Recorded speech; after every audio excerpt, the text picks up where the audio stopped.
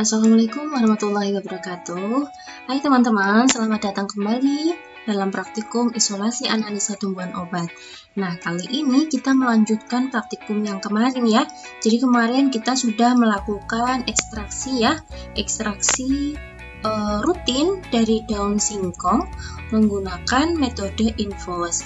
Nah, hari ini ya, kita akan melanjutkan untuk hidrolisisnya. Jadi rutin yang telah kita dapat kemarin, kita hidrolisis ya menggunakan HCl. Oke, silahkan teman-teman perhatikan ya. Jadi biar paham alurnya begitu ya.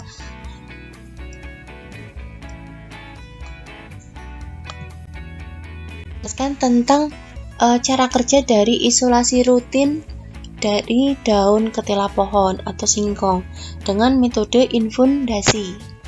Masih ingat ya bentuk pancinya? Oke, seperti ini ya. Mohon maaf kalau gambarnya agak jelek karena ini crop-cropan ya. Kurang pintar dalam mengcrop. Jadi ini adalah panci infundasi. Panci infundasi yang nantinya akan kita masukkan air panas 500 ml. Kemudian di panci kedua kita masukkan 50 gram serbuk ketela pohon atau singkong dengan aquades 500 ml dan dididihkan selama 15 menit. Jadi perbandingannya 1:10 ya. Selanjutnya ditutup begitu ya. Selanjutnya ditutup dan dipanaskan menggunakan alat penanas air. Selanjutnya saya akan menunjukkan videonya ya. Jadi ini video cara infundasi. Jadi kalau di video ini mereka menggunakan 100 gram serbuk dengan 1 liter aquades. Nah seperti itu ya teman-teman. Serbuk dimasukkan, kemudian aquades masuk, diaduk. Setelah diaduk, kemudian ini ya panci yang tadi ya, panci pertama ini diisi air, panci kedua dimasukkan, selanjutnya dipanaskan. Nah seperti itu. Nah setelah 15 menit kita saring ya teman-teman. Nyaringnya boleh menggunakan flanel ya. Dalam keadaan panas-panas ya. Dalam keadaan panas kita saring. Boleh menggunakan flanel atau boleh menggunakan corong Buchner. Nah seperti ini bentuk corong Buchner. Lebih enak pakai corong Buchner ya teman-teman.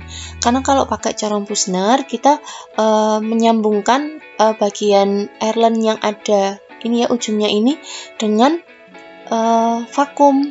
Jadi nanti disedot ya. Jadi bukan karena gaya gravitasinya, tapi ini ada tekanan untuk menyedot dari si serbuk yang ada filtratnya ya. Jadi dari larutannya ini nanti dimasukkan, kemudian disaring begitu. Nah, setelah diperoleh filtrat kuning ini ya, kalau sudah berbentuk berwarna kuning, kemungkinan ini sudah ada senyawa yang masuk ke dalam pelarut. Nah, kemudian filtratnya ini kita simpan ya, disimpan di dalam kulkas selama 1 minggu. Ingat ya teman-teman, di kulkas bukan di freezer ya, di dalam kulkas selama 1 minggu. Kemudian setelah 1 minggu, jadi dari filtrat yang kita simpan tadi, ini disaring kembali ya teman-teman, karena di dalam filtrat ini sudah ada kristalnya, kristal dari si rutin. Jadi nanti kita saring kembali dengan kertas saring yang sudah ditimbang. Kenapa sih kertas saringnya harus ditimbang dulu? Ya, supaya apa? Supaya kita bisa tahu berat dari si rutin ini. Rutinnya berapa gram atau berapa miligram begitu. Makanya kertasnya kita timbang dulu. Jadi ini setelah disaring ya. Setelah disaring yang kita ambil bukan filtratnya, tapi yang kita ambil adalah kristal yang menempel pada kertas saring. Nah seperti ini.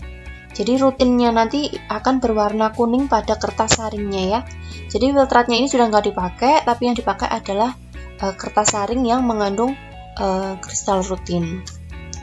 Nah, karena kertas saringnya basah ya, karena basah adanya pelarut tadi, maka kertas saring ini tidak bisa langsung kita timbang. Jadi kertas saring ini harus di oven terlebih dahulu ya. Setelah di oven, setelah benar-benar kering, baru kertas saring ini kita timbang untuk menghitung rendemen, dan rutin yang ada di dalam kertas saring ini siap akan digunakan untuk hidrolisis.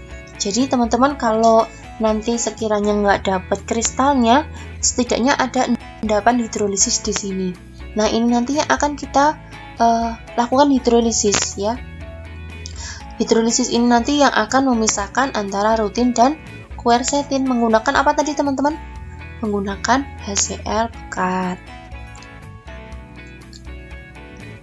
Nah, mungkin kalau teman-teman masih bingung ya, atau terlalu cepat, boleh langsung bertanya ya, tidak harus menunggu saya selesai menjelaskan, boleh langsung ditulis di kolom komentar atau di Google Class masing-masing. Jadi kan ini ada dosennya banyak ya, jadi silahkan tulis di Google Class masing-masing, kelas masing-masing.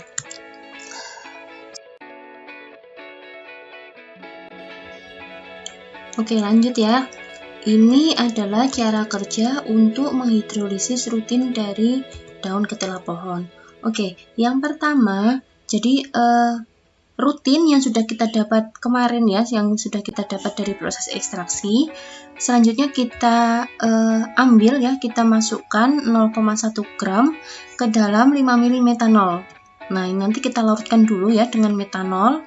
Selanjutnya, jika sudah larut atau sudah berwarna kuning ya, kita enap tuangkan. Jadi kita enap tuangkan ke dalam tabung reaksi. Selanjutnya, di tabung reaksi tersebut kita tambahkan HCl 2N sebanyak 15 ml.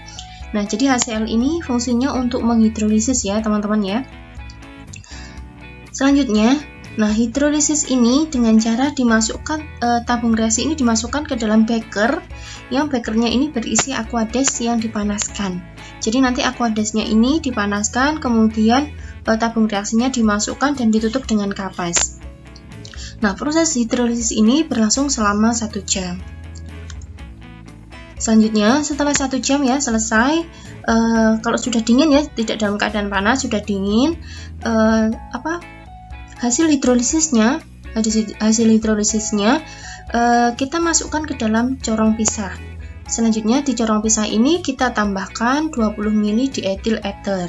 Selanjutnya kita lakukan ekstraksi cair-cair. Masih ingat ya teman-teman ya, ekstraksi cair-cair? Kalau ada yang bisa jawab silahkan ya ditulis di kolom komentar atau di Google Classroom masing-masing. Ya, jadi silahkan ditulis apa itu ekstraksi cair-cair, flashback ke semester sebelumnya ya.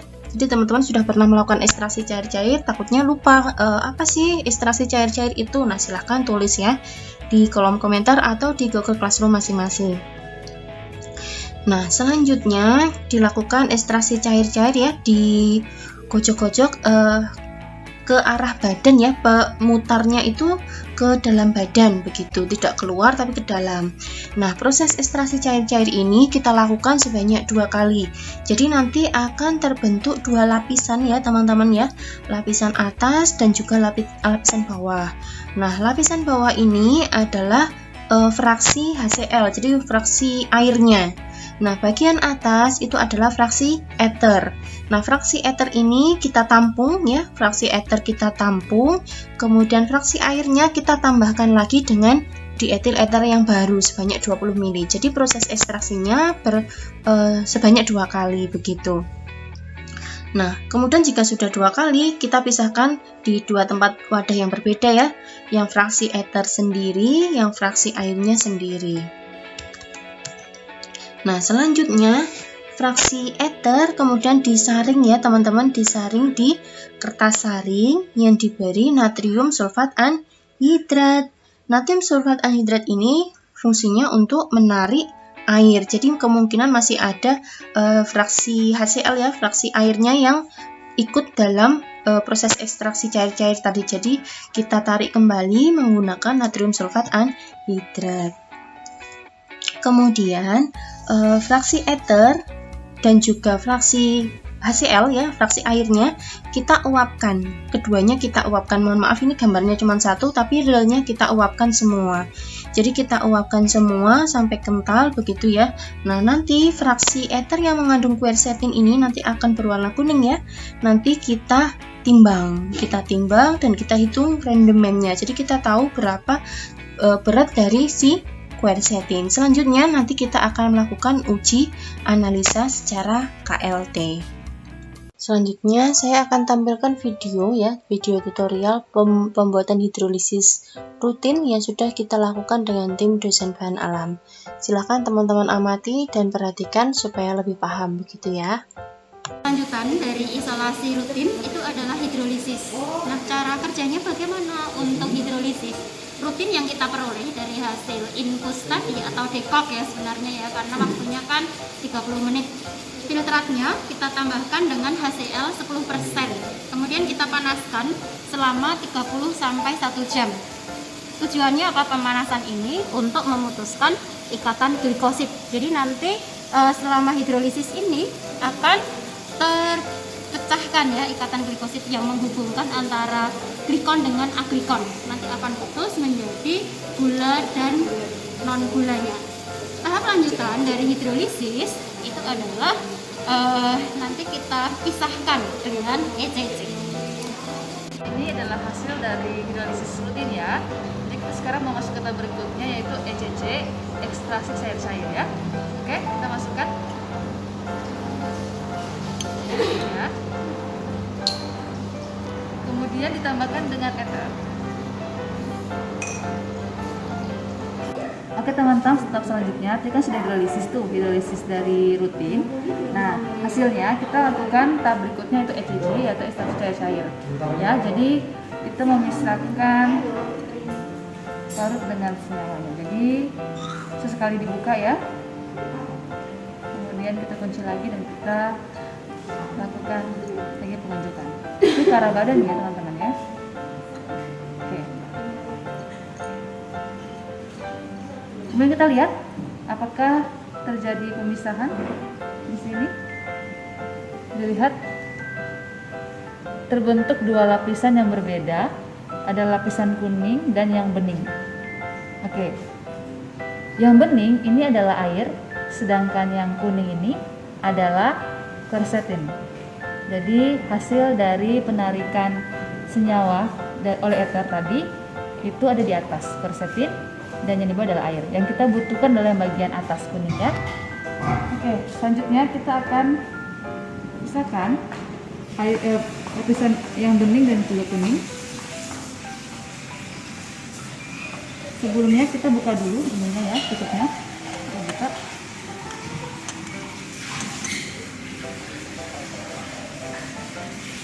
Oke. Kemudian kita keluarkan yang bagian bening. Kayak air. Oke. Bagian kuningnya sudah terpisah.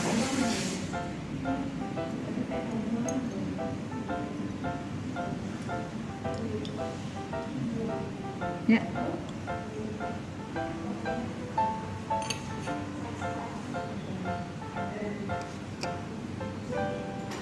Oke, teman-teman. Jadi inilah hasilnya. Tadi kita sudah melakukan hidrolisis rutin ya. Kemudian kita melakukan ECC menggunakan etel dan ini adalah hasilnya. Quercetin. Oke teman-teman, setelah kita lakukan pemisahan dengan ekstraksi cair-cair diperoleh fraksi eter yang mengandung quercetin dan juga fraksi air asam. Nah, untuk fraksi eter kita lanjutkan dengan proses penyaringan. Nah, penyaringan ini kita gunakan adalah kertas saring yang di dalamnya kita isi dengan natrium sulfat anhidrat. Nah, fungsinya apa teman-teman natrium sulfat anhidrat ini? Nah, mungkin ada yang tahu ya. Kalau ada yang tahu boleh silahkan tulis di kolom komentar ya. Ada nilai plus untuk kalian yang jawabannya benar. Saya tunggu ya. Nah, mungkin ada yang sudah menjawab ya, jawabannya betul. Jadi natrium sulfat anhidrat itu fungsinya adalah untuk menarik air. Jadi dia akan mengikat air yang kemungkinan ikut dalam fraksi eter. Jadi kan tadi ada kita ekstraksi cair-cair menggunakan HCl ya. Di situ nah kemungkinan ada sedikit atau beberapa bagian air yang ikut tersari di fraksi eter. Nah, lalu kita hilangkan atau kita tarik menggunakan natrium sulfat anhidrat begitu. Nah, selanjutnya setelah kita saring fraksi dari ether ini kita uapkan ya teman-teman. Kita uapkan di cawan porselin ya, kita uapkan pakai cawan porselin sampai kental. Nah kemudian fraksi ether ini yang mengandung quercetin nanti selanjutnya kita timbang untuk menghitung rendemen ya. Jadi kita tahu berapa berat dari quercetin ini. Nah selanjutnya hasil quercetin, kemudian hasil rutin, ada fraksi air yang mengandung HCl yang mengandung air tadi, kita lakukan analisa ya. Jadi minggu depan kita akan melakukan analisa menggunakan KLT begitu. Nah, jika teman-teman ada yang masih bingung atau belum jelas, boleh tanya ya. Silahkan tulis di kolom komentar atau di Google Classroom masing-masing dosen. Dan jika dirasa video ini bermanfaat untuk kalian, silahkan klik tombol like dan juga di-share ke teman-temannya. Biar teman-temannya tahu gimana sih cara hidrolisis dari rutin. Nah, jangan lupa subscribe juga ya teman-teman ya, supaya video dan channel ini terus berkembang dan bermanfaat untuk banyak orang.